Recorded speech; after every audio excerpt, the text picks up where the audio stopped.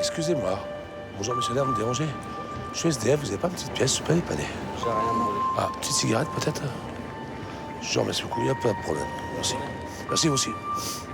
Tous les jours, Franck passe devant cet hôtel de luxe pour rentrer chez lui. Il n'habite pas à l'intérieur de l'hôtel, mais en dessous. Dans les entrailles de la Défense, le plus grand quartier d'affaires d'Europe, où il squatte un parking. Ça, c'est moi qui l'ai arraché, ça. Pour éviter, comme il nous vit, pour éviter qu'il me voie. Bah, excusez-moi, j'ai pas le droit, peut-être. Mais je le dis quand même, c'est pas grave. Voilà, ça commence par là. Excusez-moi, c'est très sale.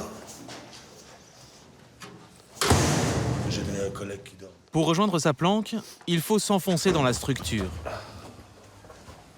5 minutes de marche, à travers des couloirs sombres, des escaliers de service, des issues de secours. Non, je dormais là, il y a 5-6 ans. Franck a 42 ans. Cela fait 10 ans qu'il dort dans ce parking. Quand il est arrivé ici, c'était un jeune trentenaire. Je buvais, j'ai eu des problèmes avec mes parents, ma famille, tout ça. Et puis j'ai aussi une rupture avec une femme, j'ai commencé à avoir des problèmes. Et après, à force, je me suis fait jeter par ma famille. Et puis je me suis retrouvé, ma famille m'en a voulu, ils nous ont fermé les portes, je me suis retrouvé là, comme ça, d'un seul coup.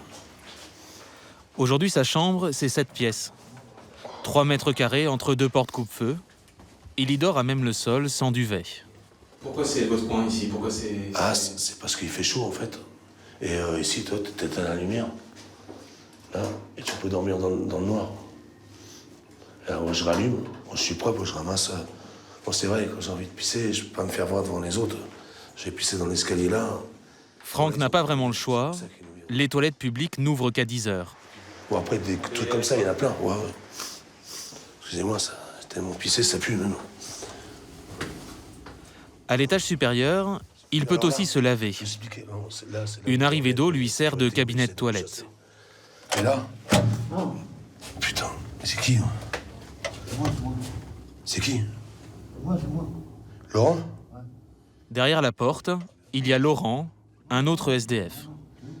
Bah, réveille-toi, je vais passer, je vais faire voir quelque chose. La TF1, la télévision. Bonjour monsieur. C'est un collègue, il dort là aussi. Bonjour, ça va?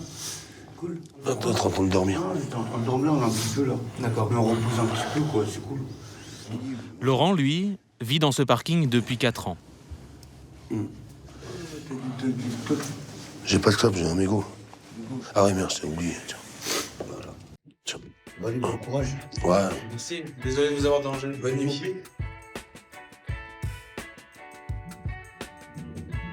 À 15 mètres au-dessus de Franck et Laurent, la fourmilière de la Défense. Ici, les gratte-ciels abritent les sièges des grandes sociétés du CAC 40.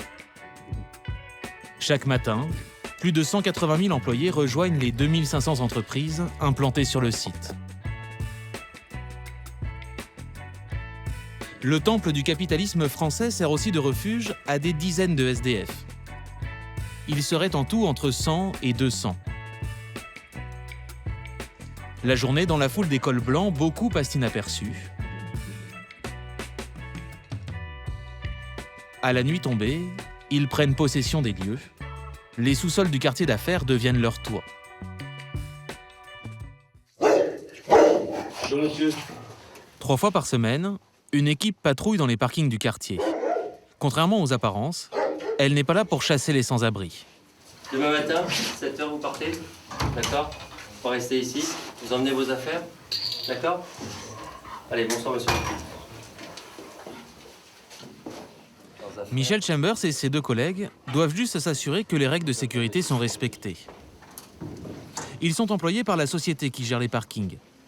Leur ronde dure toute la nuit. Ils arpentent tous les sous-sols, inspectent tous les recoins. Le parc de stationnement fait 80 hectares, l'équivalent de 100 terrains de football. C'est le premier parcours européen. C'est multiple, c'est ouvert 7 jours sur 7, 24 heures sur 24. Vous pouvez vous cacher, vous réfugier n'importe où. Là, je pense qu'il y a quelqu'un, mais j'en suis pas sûr. Il y a 2-3 jours, il y avait quelqu'un, on va voir.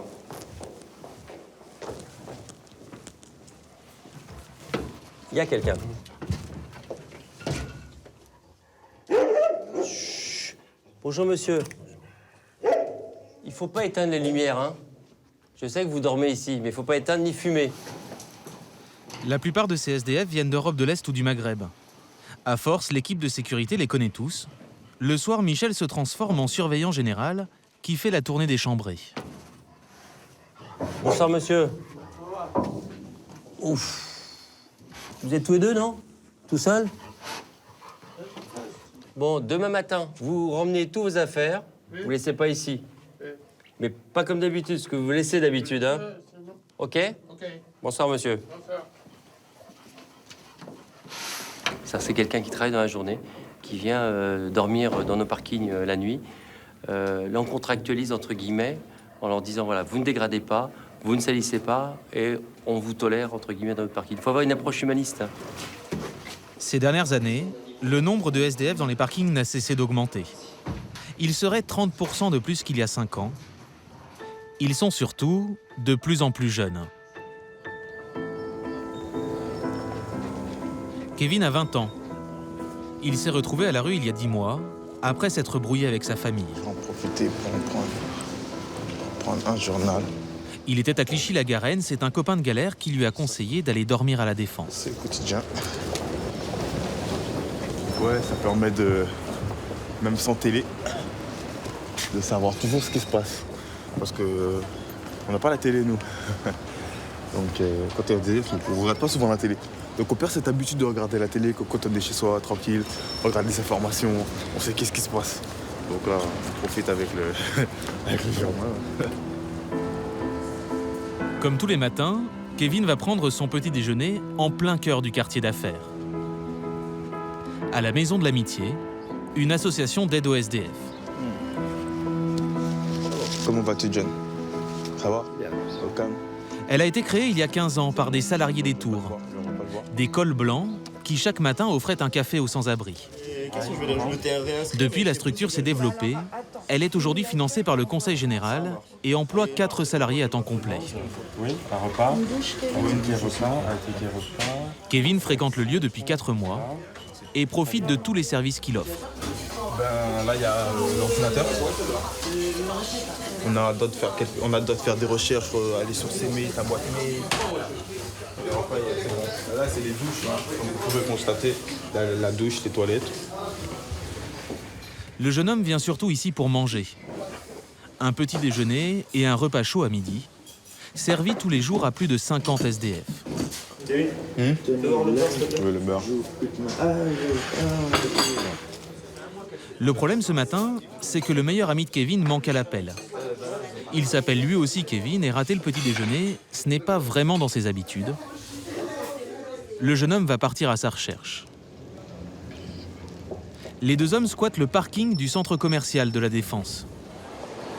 Les 4 temps, 250 boutiques, l'une des plus grandes galeries marchandes de France. On va passer par là. Plusieurs fois par jour, Kevin la traverse, sans un regard pour les dizaines de magasins. Ben, donc là, on va dans les sous-sols, justement, dans les sous-sols de l'endroit où on est. Donc, C'est là où vous dormez de temps en temps. voilà, c'est là où on dort de temps en temps. Ah. Kevin, tu te réveilles ou pas? Hein? Réveille-toi, faut que je te parle. Pourquoi t'es pas venu manger ce matin? Hein? Attends, t'es pas sérieux là? J'ai pas dormi cette nuit. Attends, je te découvre, ça te dérange pas? On est là, J'ai pas Kevin. dormi cette nuit, j'ai pas dormi cette On nuit. est là, hein. Ok. Ça va mon pote? Ouais, c'est bon.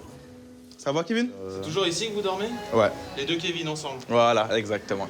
Kevin a 20 ans lui aussi, Désolé. il est à la rue depuis 4 mois. Comme vous pouvez remarquer, ici on peut dormir tranquillement et sans personne, avec pas trop de bruit, à part juste la musique qu'on entend le soir à part la musique la musique qui prend la tête le soir, on va pas dormir avant 1 heure quoi. Kevin a été mis à la porte de chez lui du jour au lendemain, après, dit-il, avoir eu des ennuis avec la justice. C'est l'endroit où on cache les... Ça, c'est mon sac. Exact. Ouais, ça, c'est mon placard, c'est mon sac. Il y a quoi dedans alors? Il y a vêtements. J'ai mon pantalon là. J'ai mon pantalon. Hier, je l'ai mis, il est trop sale. Là, c'est les affaires de rechange, quoi. Ouais, c'est les affaires de change. J'en ai que 2. Ouais. Votre temps, Tu m'as jamais dit. Les deux hommes vivent des quelques économies faites quand ils enchaînaient les petits boulots. Pour le moment, ils arrivent à se débrouiller sans faire la manche. Mais quand on est à la rue depuis longtemps, c'est plus difficile.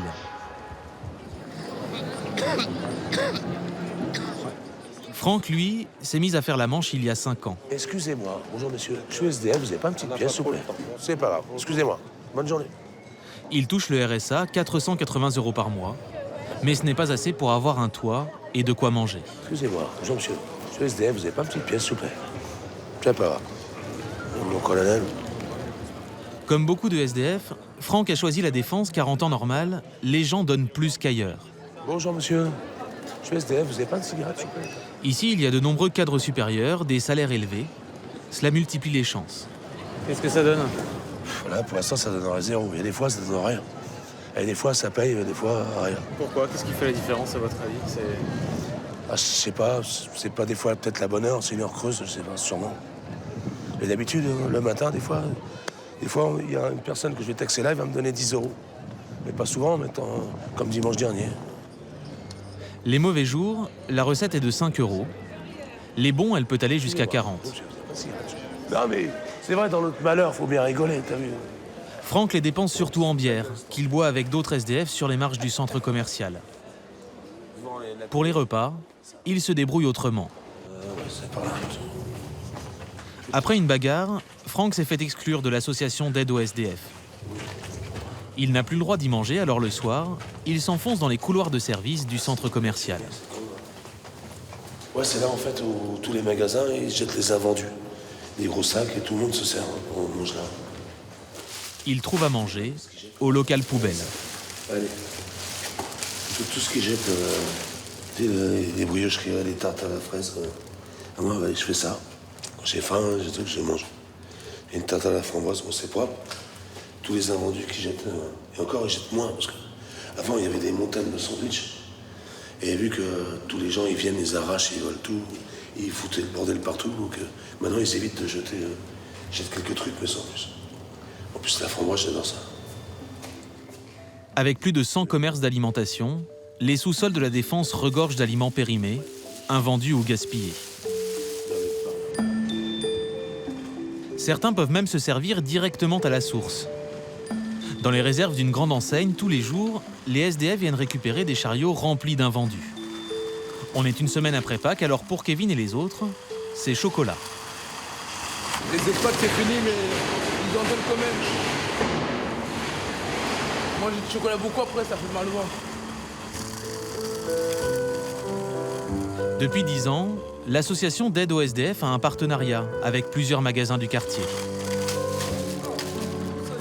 C'est grâce à ça qu'elle peut servir des dizaines de repas par jour. Oh, du chocolat, comme c'est original. Seul problème, il faut faire avec ce qu'on a.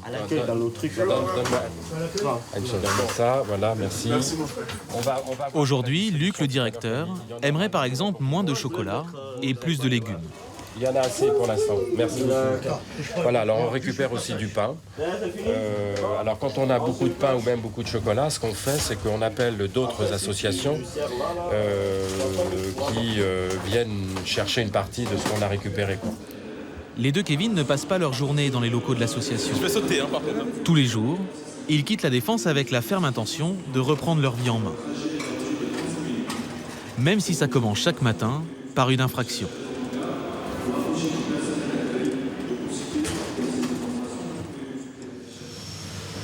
Aujourd'hui, pour les deux amis, direction Paris.